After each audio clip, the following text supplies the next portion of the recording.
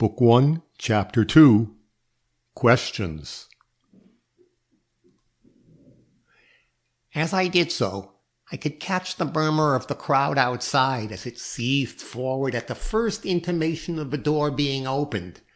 But my attention was not so distracted by it, loud as it sounded after the quiet of the shut-up house, that I failed to notice that the door had not been locked by the gentleman leaving the night before, and that, consequently, only the night latch was on.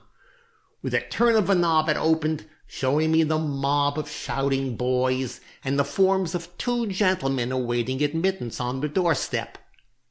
I frowned at the mob and smiled on the gentleman, one of whom was portly and easy-going in appearance, and the other spare with a touch of severity in his aspect. But for some reason these gentlemen did not seem to appreciate the honor I'd done them, for they both gave me a displeased glance, which was so odd and unsympathetic in its character that I bridled a little, though I soon returned to my natural manner. Did they realize at the first glance that I was destined to prove a thorn in the sides of every one connected with this matter for days to come? "Are you the woman who called from the window?" asked the larger of the two, whose business here I found it difficult at first to determine. "I am," was my perfectly self-possessed reply. "I live next door, and my presence here is due to the anxious interest I always take in my neighbors. I had reason to think that all was not as it should be in this house, and I was right. Look in the parlor, sirs." They were already as far as the threshold of that room and needed no further encouragement to enter. The heavier man went first, and the other followed, and you may be sure I was not far behind. The sight meeting our eyes was ghastly enough, as you know, but these men were evidently accustomed to ghastly sights, for they showed but little emotion. "I thought this house was empty," observed the second gentleman, who was evidently a doctor. "So it was till last night," I put in, and was about to tell my story when I felt my skirts jerked. Turning, I found that this warning had come from the cleaner who stood close beside me. "What do you want?" I asked, not understanding her and having nothing to conceal. "I?" she faltered with a frightened air. "Nothing, ma'am, nothing." "Then don't interrupt me," I harshly admonished her, annoyed at an interference that tended to throw suspicion upon my candor. "This woman came here to scrub and clean," I now explained. "It was by means of the key she carried that we were enabled to get into the house. I never spoke to her till a half-hour ago." At which, with a display of subtlety I was far from expecting in one of her appearance, she let her emotions take a fresh direction, and pointing towards the dead woman, she impetuously cried, "But the poor child there! Ain't you going to take those things off of her? It's wicked to leave her under all that stuff. Suppose there was life in her." "Oh, there's no hope of that," muttered the doctor, lifting one of the hands and letting it fall again. "Still," he cast a side look at his companion, who gave him a meaning nod, "it might be well enough to lift this cabinet sufficiently for me to lay my hand on her heart." They accordingly did this, and the doctor, leaning down, placed his hand over the poor bruised breast. "No life," he murmured. "She's been dead some hours. Do you think we'd better release the head?" he went on, glancing up at the portly man at his side. But the latter, who was rapidly growing serious, made a slight protest with his finger, and turning to me, inquired, with sudden authority, "What did you mean when you said that the house had been empty till last night?" "Just what I said, sir. It was empty till about midnight, when two persons—" Again I felt my dress twitched, this time very cautiously. What did the woman want? Not daring to give her a look, for these men were only too ready to detect harm in everything I did, I gently drew my skirt away and took a step aside, going on as if no interruption had occurred. Did I say persons? I should have said a man and a woman drove up to the house and entered. I saw them from my window. You did? Murmured my interlocutor, whom I had by this time decided to be a detective. And this is the woman, I suppose? He proceeded, pointing to the poor creature lying before us. Why, yes, of course. Who else can she be? I did not see the lady's face last night, but she was young and light on her feet, and ran up the stoop gaily. And the man? Where is the man? I don't see him here. I am not surprised at that. He went very soon after he came, not 10 minutes after, I should say. That is what alarmed me, and caused me to have the house investigated. It did not seem natural or like any of the Van Burnhams to leave a woman to spend the night in so large a house alone. You know the Van Burnhams? Not well, but that don't signify. I know what report says of them. They are gentlemen. But Mr. Van Burnham is in Europe. He has 2 sons. Living here? No. The unmarried one spends his nights at Long Branch, and the other is with his wife somewhere in Connecticut. How did the young couple you saw get in last night? Was there anyone here to admit them? No. The gentleman had a key. Ah, he had a key. The tone in which this was said recurred to me afterwards, but at the moment I was much more impressed by a peculiar sound I heard behind me, something between a gasp and a click in the throat, which came, I knew, from the scrub woman, and which, odd and contradictory as it may appear, struck me as an expression of satisfaction, though what there was in my admission to give satisfaction to this poor creature I could not conjecture. Moving so as to get a glimpse of her face, I went on with the grim self-possession natural to my character. And when he came out, he walked briskly away. The carriage had not waited for him. Ah, again muttered the gentleman, picking up one of the broken pieces of china which lay haphazard about the floor, while I studied the cleaner's face, which, to my amazement, gave evidence of a confusion of emotions most unaccountable to me. Mr. Gryce may have noticed this too, for he immediately addressed her, though he continued to look at the broken piece of china in his hand. "And how come you to be cleaning the house?" he asked. "Is the family coming home?"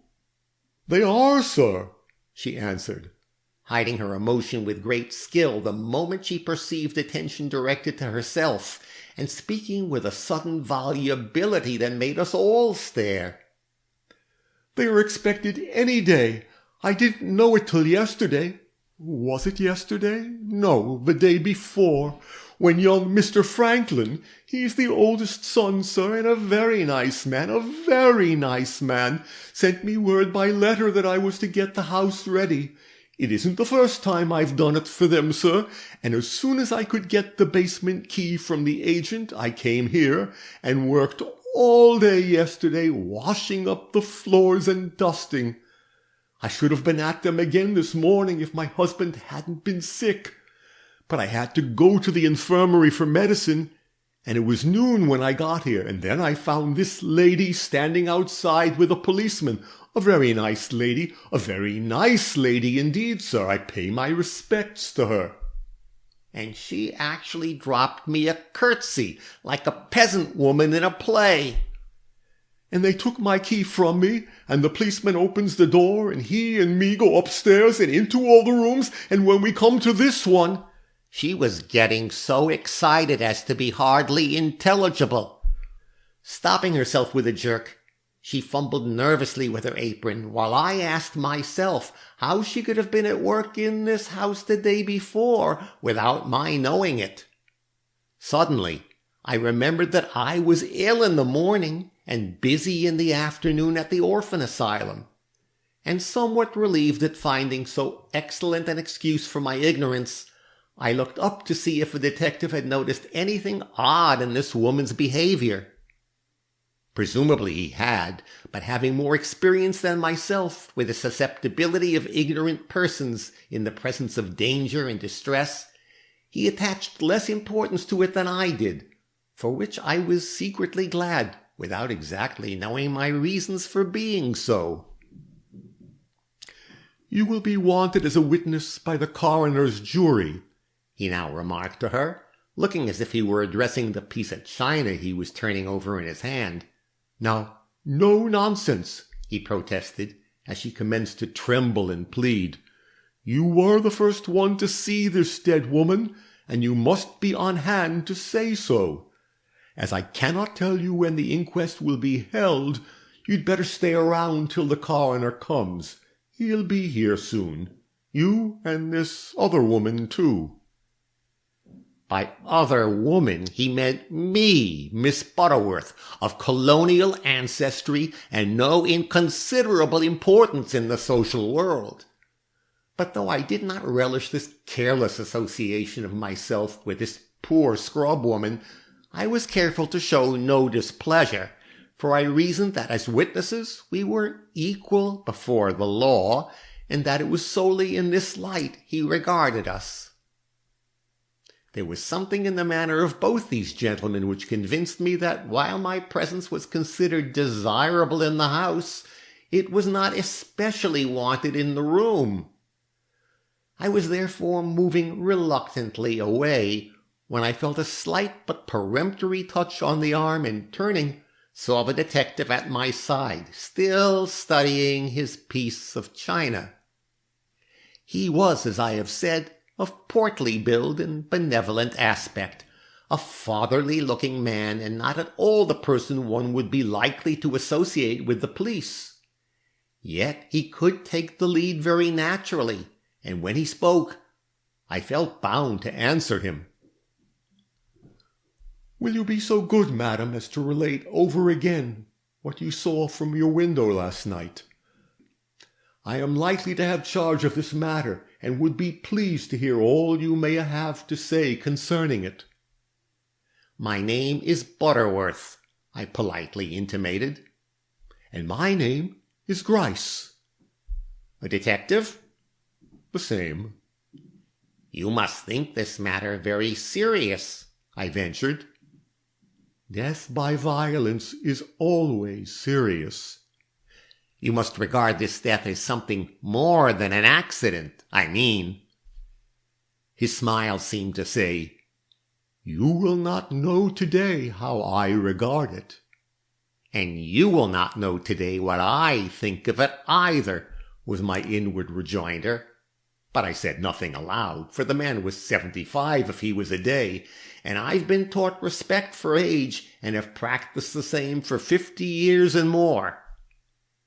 I must have shown what was passing in my mind, and he must have seen it reflected on the polished surface of the porcelain he was contemplating, for his lips showed the shadow of a smile sufficiently sarcastic for me to see that he was far from being as easy-natured as his countenance indicated.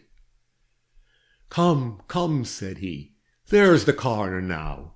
Say what you have to say like the straightforward, honest woman you appear." "I don't like compliments," I snapped out. Indeed, they have always been obnoxious to me, as if there was any merit in being honest and straightforward, or any distinction in being told so. "I am Miss Butterworth, and not in the habit of being spoken to as if I were a simple countrywoman," I objected. "But I will repeat what I saw last night, as it is no secret, and the telling of it won't hurt me and may help you." Accordingly, I went over the whole story and was much more loquacious than I had intended to be, His manner was so insinuating and his inquiries so pertinent. But one topic we both failed to broach, and that was the peculiar manner of the scrub woman. Perhaps it had not struck him as peculiar, and perhaps it should not have struck me so. But in the silence which was preserved on the subject, I felt I had acquired an advantage over him, which might lead to consequences of no small importance. Would I have felt thus, or congratulated myself quite so much upon my fancied superiority, if I'd known he was the man who managed the Leavenworth case, and who in his early years had experienced that very wonderful adventure on the staircase of the Heart's Delight? Perhaps I would, for though I have had no adventures, I feel capable of them, and as for any peculiar acumen he may have shown in his long and eventful career, why, that is a quality which others may share with him, as I hope to be able to prove before finishing these pages. This ends Book 1, Chapter 2.